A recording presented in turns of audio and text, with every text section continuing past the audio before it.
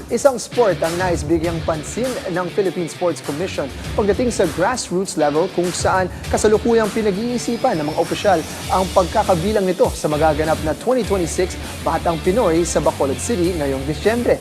Anong sport kaya to? Alamin sa report ng aking teammate na si Paolo Salamatin.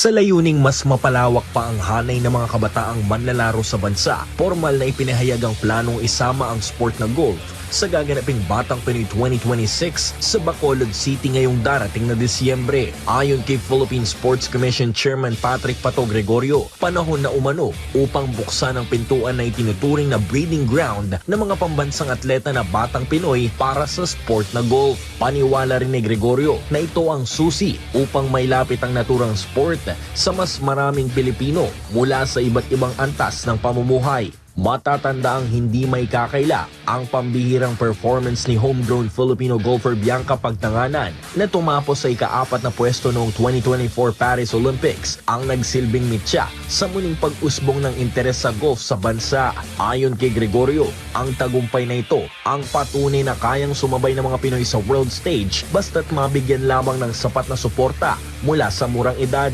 Bukod sa Batang Pinoy, nakatakda ring maging regular na bahagi ang golf sa mga collegiate leagues gaya ng NCAA at UAAP ngayong taon sapagkat ito ay nakikitang malaking hakbang upang magkaroon ng tuloy-tuloy na landas ang isang batang atleta mula grassroots hanggang sa kolehiyo at professional level. Ang golf sa Pilipinas ay may malalim na ugat na nagsimula pa noong huling bahagi ng ika-19 na siglo sa panahon ng mga British railway workers. Ang pagkakatatag ng Manila Golf Club noong 1901 ang naghudyat ng formal na pagkilala sa sport sa bansa. Sa paglipas ng panahon, nagbunga ang Pilipinas ng mga golfing stars gaya ni Celestino Tugot at Ben Arda na kinilala sa buong Asya noong dekada 60 hanggang 70.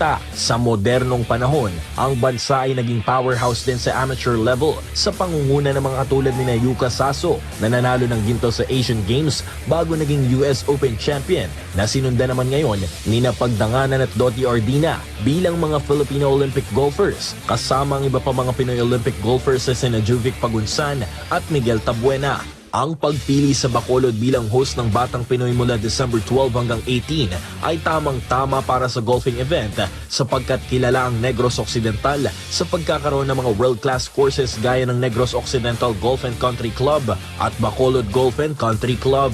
Bagamat madalas ituring na elite sport ang golf, binibigyang diin din ng PSC na sa pamamagitan ng kolaborasyon sa mga pribadong golf courses at lokal na pamahalaan, magiging abot kaya at inklusibo na ang golf para sa masang Pilipino. Sa nalalapit na Batang Pinoy, inaasahang libo-libong mga batang atleta mula sa iba't ibang lugar sa Pilipinas ang magtitipon-tipon sa City of Smiles upang ipakita ang kani-kanilang mga talento.